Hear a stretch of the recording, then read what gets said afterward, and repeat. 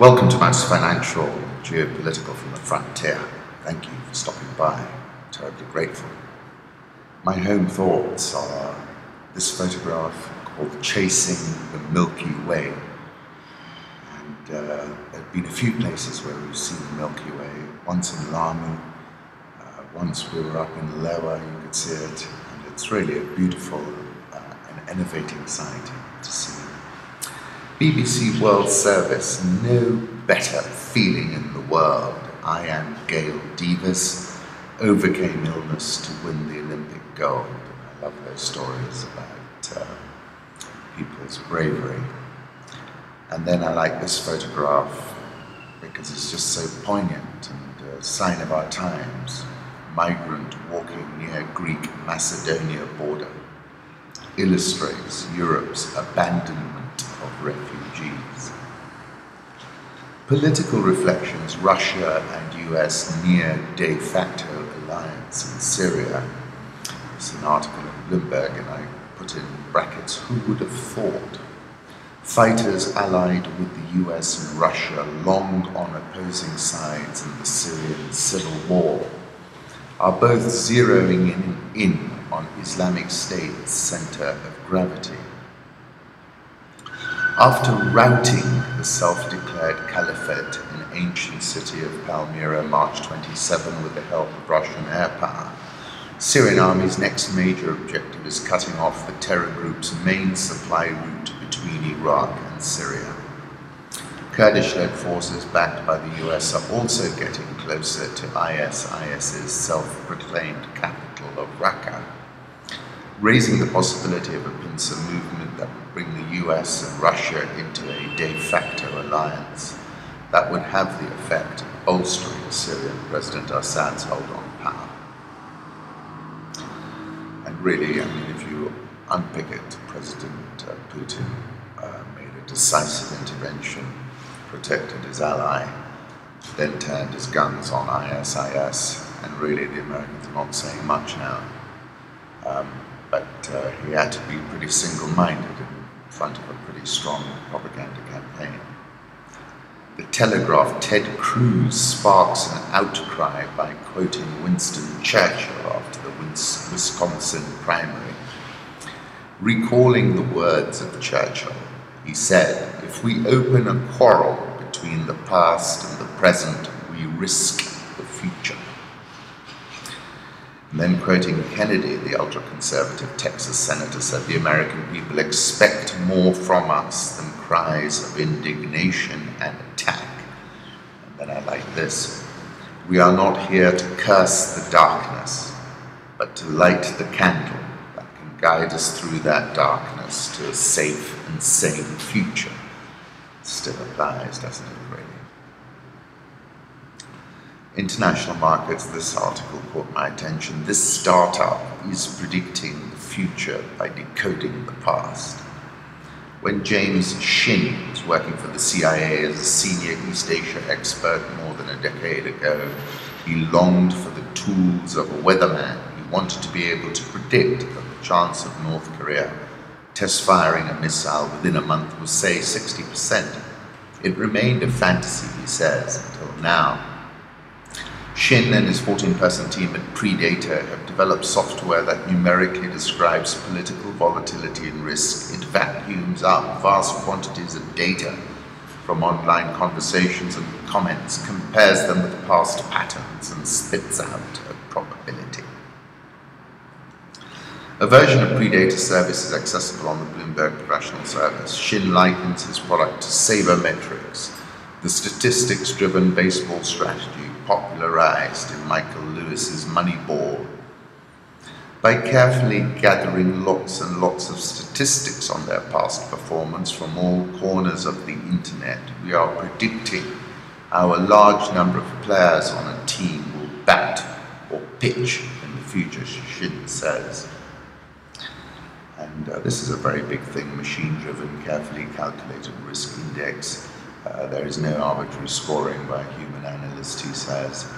Predator monitors, this is interesting, about 1,000 Twitter feeds, 10,000 Wikipedia pages, 50,000 YouTube videos.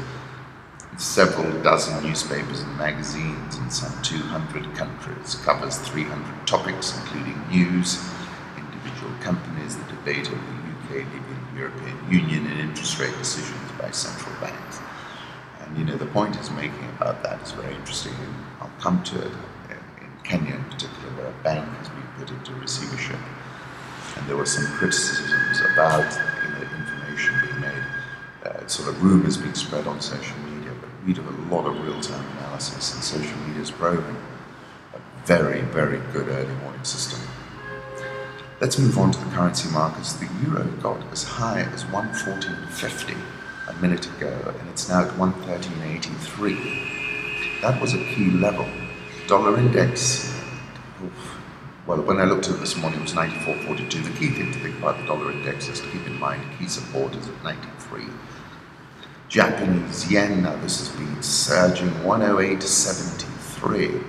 Swissy, when I looked earlier, 0.9553. The pound, 140.50 trading now, looking very soft indeed. Aussie, 0.7567. Indian rupee, 66.525.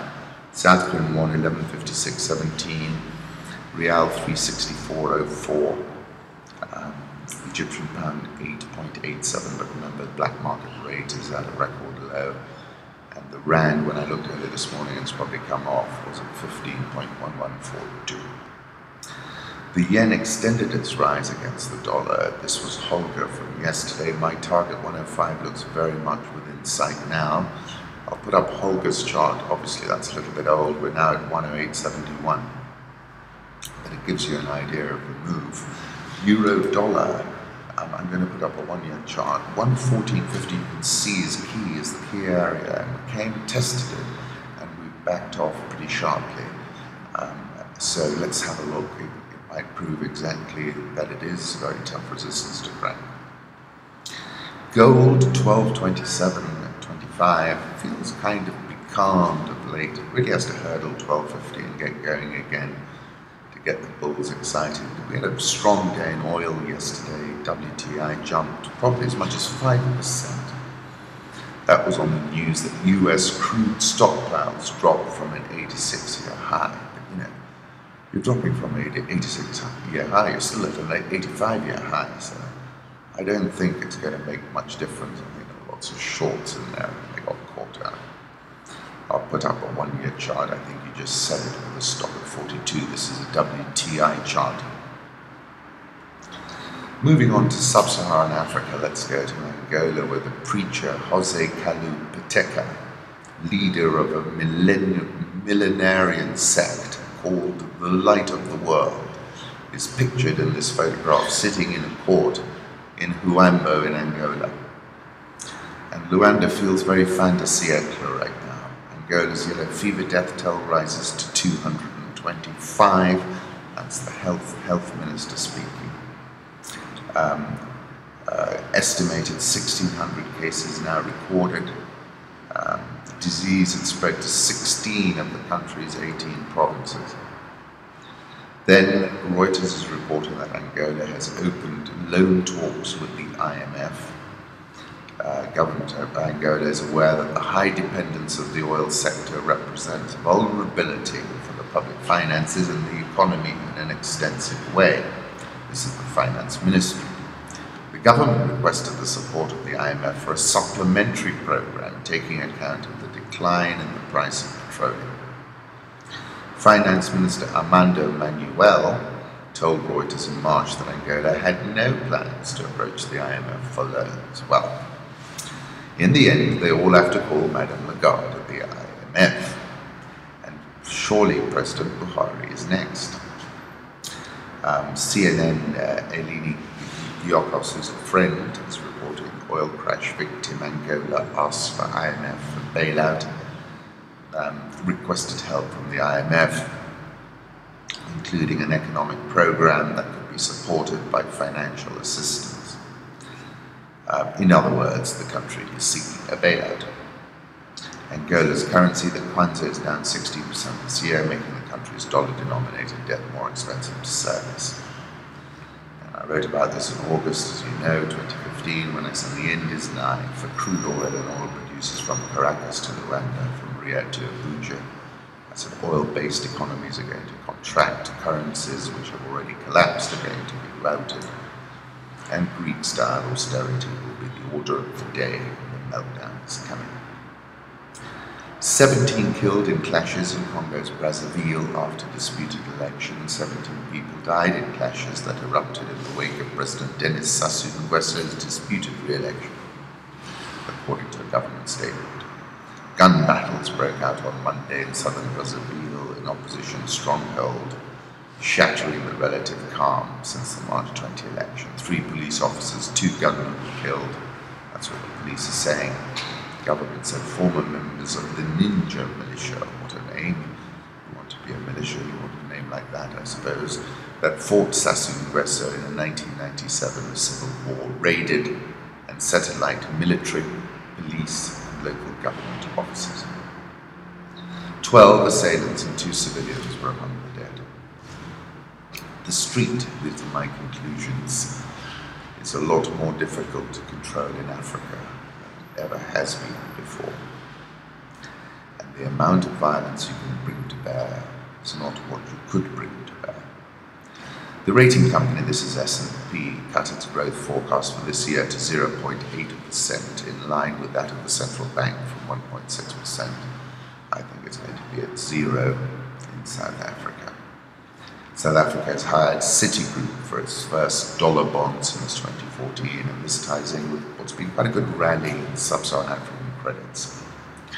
Returning to the international debt market for the first time in almost 2 years after borrowing costs fell and President Jacob Zuma survived an impeachment bid, reducing short-term political risks.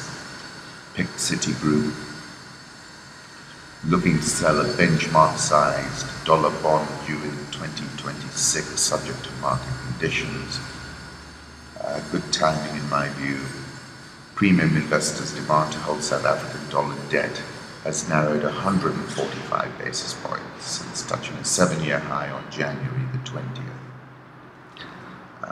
So, good time to go for it. Interesting piece by Simon Allison in The Guardian. South Africa's Teflon president survives another day, but scandal will stick eventually, and I think that's very correct. As the South African satirist Tom Eaton put it on Twitter, asking Parliament to impeach the president was like asking hyenas if they wanted to stay huddled around the carcass. There was only ever one possible answer, and the National Assembly duly delivered it on Tuesday, comprehensively rejecting the opposition's motion to remove Jacob Zuma. South African all shares plus 0.97% this year. It's come off its recent highs. Dollar Rand, I'll put up a 6-month chart. You remember I said sell it when it was at 14.73. Egyptian EGX30 is up 6.48% so far this year in a bull market. Nigeria's Buhari is to sign a loan deal from China during his visit next week. This is a spokesman, but notice the Chinese Foreign Ministry spokesman Liu Kang had earlier said in Beijing that Buhari would visit China from April 11 to April 15 to sign cooperation agreements and attend a business forum. He gave no other details. The Nigerian all shares down 11.09% this year. The Ghana Stock Exchange Composite Index is down 4.38% this year. How Africa Tweets is Portland's communications report. And it's pretty interesting. Africa outstrips US and UK in using Twitter for political conversations. Coming of age, platform largely used for political debate. They analyzed 1.6 billion geolocated tweets and the top 5,000 hashtags on the continent as part of our third How Africa Tweets report. Saying tweets about showbiz and entertainment dominated the conversation last year, representing over 20% of all hashtags. Discussion around politics has grown to 10%. Twitter in Africa is used distinctly less for commercial campaigns than in other parts of the world, Commercial hashtags such as brand names and promotional offers are 25 times less prominent in Africa than in the USA, for example. Egypt tweets the most of any country in Africa, 28% of all geolocated Twitter volume. Nigeria, second. South Africa is third. Kenya is fourth. Ghana is fifth. It is estimated, this is by Quartz Africa, that 30% of all African financial wealth is held offshore, up to $500 billion. Eric Ombok tweeted earlier this morning that KCB plans a 10 billion shilling rights offer, increasing its share capital to 4.5 billion shillings from 3.5 billion. KCB rallied 1.19% yesterday to close at a 2016 high of 42.25. Now the big news here in Nairobi obviously is Chase Bank. First of all, we learned that two senior executives have been, they called it have stepped aside. They said the central bank governor, Njoroge Patrick, will hold a press conference on Chase Bank as I'm doing this podcast. Very interesting report that came out of Bloomberg. Closely held lender assured customers that deposits are safe as the company's chairman and managing director resigned after financial results issued last week were restated to show loans to directors and employees more than quadrupled. The latest results received a qualified opinion from the auditors Deloitte and Touche. Loans to employees and directors in 2016, now this is according to Business. I saw another report which gave a different number, but I'm sure Bloomberg double-checked it. Loans to employees and directors in 2016 amounted to 13.6 billion shillings versus 3.24 billion shillings previous full year. That's up over 400%.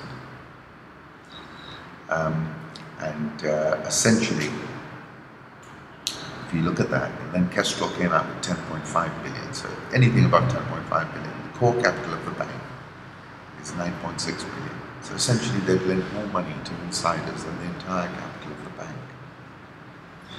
And I think that's the giveaway in this particular issue. What is crystal clear, I wrote yesterday, is that deposit flight to quality post-imperial bank is signaling that market forces will lead a consolidation process and that this is now plain unavoidable.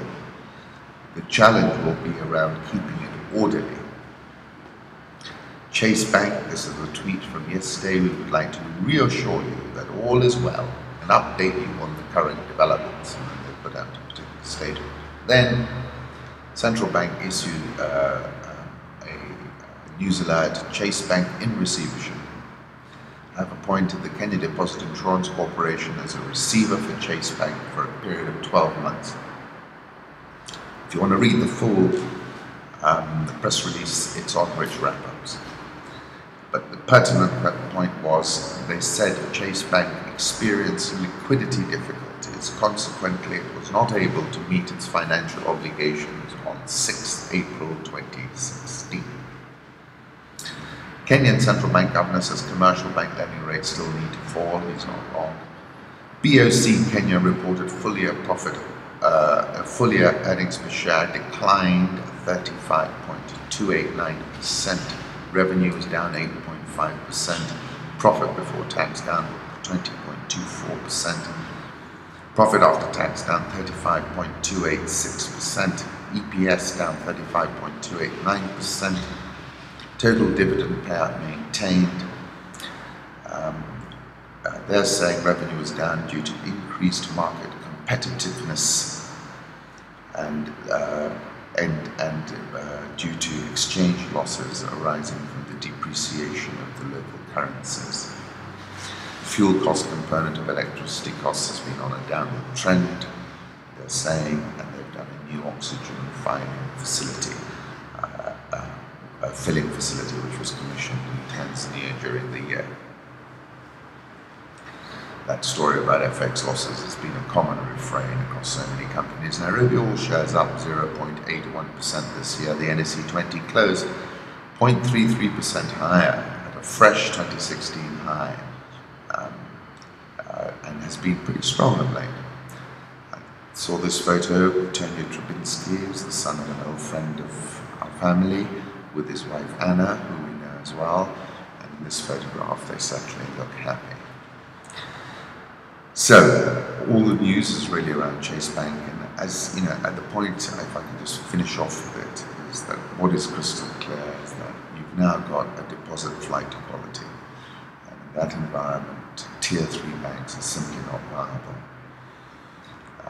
And therefore, what we're going to see is not finished, it's going to continue, we're going to see more banks have a problem, and the issue is how it will be managed. Once again, thank you for stopping by.